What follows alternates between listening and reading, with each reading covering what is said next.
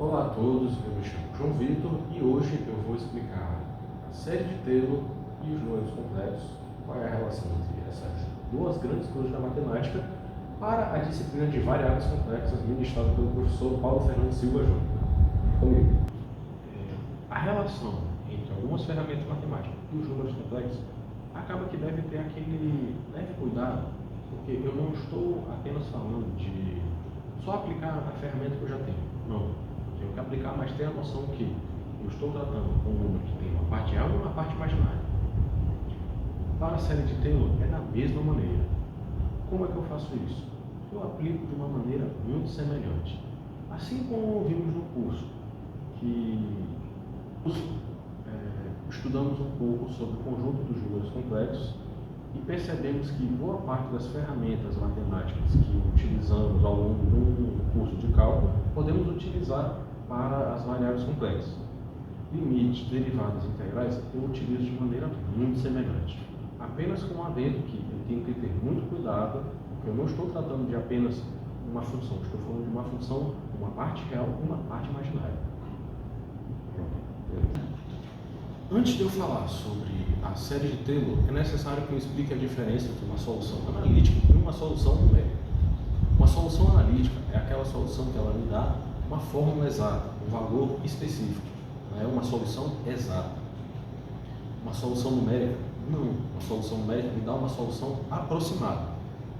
Então, por que eu escolheria uma solução numérica a uma solução exata? Simples. Eu escolheria uma solução numérica porque ela tem uma gama de aplicabilidade muito maior. Soluções analíticas exatas, elas são bem específicas para alguns casos com condição inicial muito bem delimitada.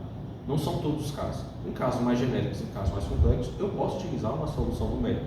E eu tenho uma noção desse erro. Começando de fato a entender sobre a série de Taylor, é exatamente isso que ela faz. Ela pega uma função que eu acho de uma maneira um pouco mais difícil, ela pega uma função que eu considero mais complicada e eu transformo ela em um polinômio. Exemplo, bem aqui, eu pego a equação da função e elevado a x e quando eu utilizo esse método, eu ponho ele dentro dessa série, essa série vai convergir para o valor de e elevado a x, só que é um valor aproximado. Eu utilizei bem aqui o número de termos para utilizar. Peguei como se fosse e elevado a 1.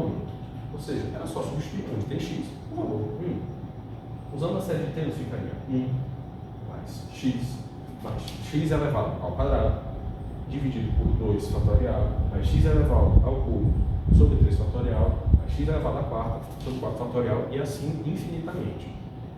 Para o computador é simples, mas no cálculo na mão, pode ver que é um pouco trabalhoso, não posso fazer isso infinitamente. Mas percebam que, fazendo até o sexto termo, eu fiz aqui até x à quinta, mais 5, mais x elevado à quinta, mais eu fiz aqui x elevado à quinta sobre 5 fatorial,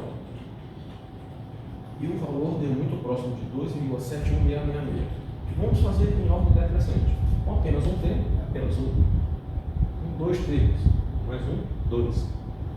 Com 3 termos, 1 mais 1 mais meio, 2,5. Com 4 termos, 1 mais 1 mais 1 meio, mais 1 sexto. Fica 2,666. Perceba que vai me aproximando do valor de número de ordem, que é 2,7, 1, 2,7, 1, 8, 2, 8 e assim infinitamente. Passando direto para o sexto termo, vejam que o sexto já é 2,71666, que é muito próximo do valor de elevado a 7. Logo, se tivesse com 7 termos, 8 termos, seria mais preciso, 10 termos, 100 termos, 1000 termos, 1 milhão. Quanto mais próximo do infinito eu estou no meu número de termos, mais próximo eu fico da minha solução. Mais próximo eu fico do valor real da minha função. Correto? Agora, vamos expandir um pouco. Vamos voltar para a função.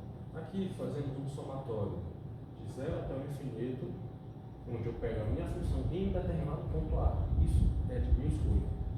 O que eu vou fazendo? Eu vou multiplicando a diferença do valor x menos esse meu ponto A, tudo isso elevado a n, dividido por n fatorial vezes a enésima derivada de f de A, de f ponto A, correto?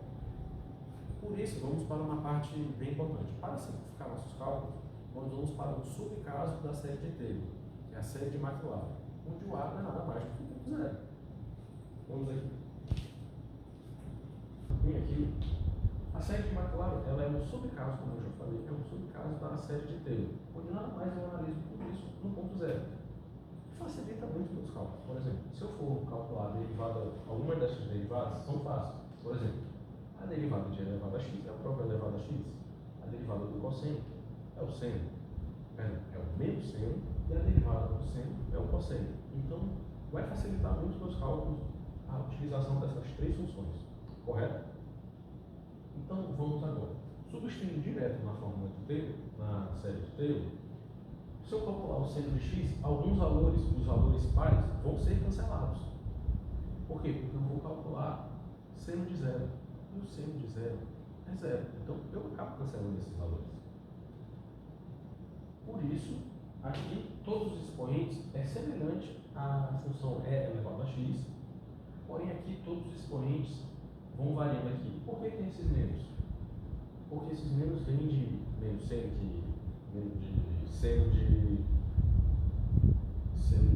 oh meu Deus. Pausar? Seno de 270, que é menos 1. Então, os valores que vai ser 270 vão ficando negativos. E nos valores que são positivos é do seno de 90, que é o próprio 1. Os que não aparecem são o seno de 0 e de 180, que são 0. Então, por isso acaba zerando. Por isso, eu apenas tenho valores de índices ímpares e os sinais são alternados por conta dessa alternância. Eu consigo da mesma maneira, porém, aqui eu vou ter os valores de índices pares. E segue a mesma lógica. Eu vou ter uma alternância de valores por conta justamente disso. Só que nesse caso, eu vou utilizar o cosseno de 0, que é 1, o cosseno de 180, que é menos 1, e o cosseno de 90 e de 270, que é 0. Segue a mesma lógica. E agora você deve estar perguntando, e o que isso tem a ver com os números complexos? Da mesma maneira. Funciona da mesma forma. Tá pegando aqui? Tá pegando aqui? Sim. Tá certinho. Funciona da mesma maneira. Só que ao invés de eu analisar um número, como eu comentei, uma parte, em vez de eu analisar um número, uma parte é uma parte imaginária. Em vez de eu analisar um número, apenas uma parte, uma variável dele, eu estou analisando uma função com duas partes. Uma parte real e uma parte imaginária. Perfeito? Faz da mesma maneira. No lugar de x, eu só vou botar o valor da minha própria função. E fica desta maneira. Sem problema nenhum. Há uma outra relação entre os números complexos e a série de Taylor, que é na forma que eu apresento os meus números complexos. Eu sei que a forma cartesiana eu consigo chegar na minha forma trigonométrica. Porém, na minha forma trigonométrica, nas explicações da aula do nosso professor Paulo, não fica tão claro de como é que ele chegou. Mas a explicação é por meio da própria série de Taylor. Por que é elevado a I θ R é igual a R vezes cosseno de θ vai I seno de θ. Só aceitando? Mas há uma explicação. É por meio da própria série de Taylor. Vamos partir da expansão de E elevado a x com base na própria série de Taylor. Como já vimos anteriormente, vamos chamar, ao invés de x, vamos utilizar uma variável θ, para ficar mais fácil. Expandindo, ficamos com a mesma forma que mostramos. 1 mais θ ao quadrado sobre 2 fatorial, mais θ ao cubo sobre 3 fatorial, mais θ ao quadrado sobre 4 fatorial, e assim sucessivamente, até o infinito. Porém, se colocarmos no lugar aqui I vezes θ, no local da nossa variável, vamos ter que E elevado a I vezes θ igual a 1 mais 0θi mais 0θi ao quadrado, da mesma maneira, subindo tudo. Só que aí que está Note o padrão. Botei uma observação aqui que era mostrando que I é igual a menos 1. I ao quadrado. Que I é igual a menos raiz de 1. Quando eu multiplico I por I mesmo, vai dar menos 1. I ao cubo é o próprio menos I, é menos I. E I à quarta é 1. Só que esses valores são periódicos. Ou seja, eles vão se repetir em 4 termos. Ou seja, I a quinta é o próprio I. I a sexta é I ao quadrado. I a quarta é I a oitava. I a terceira, I a sétima, assim sucessivamente. Vão indo de 4 em 4 valores. Correto?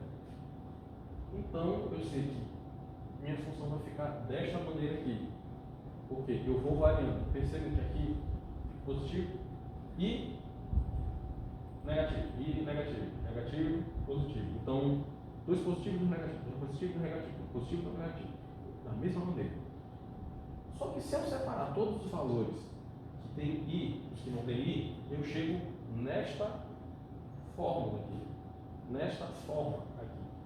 Só que percebam, quem é este valor aqui? Nós vimos anteriormente, este aqui é o cosseno de θ.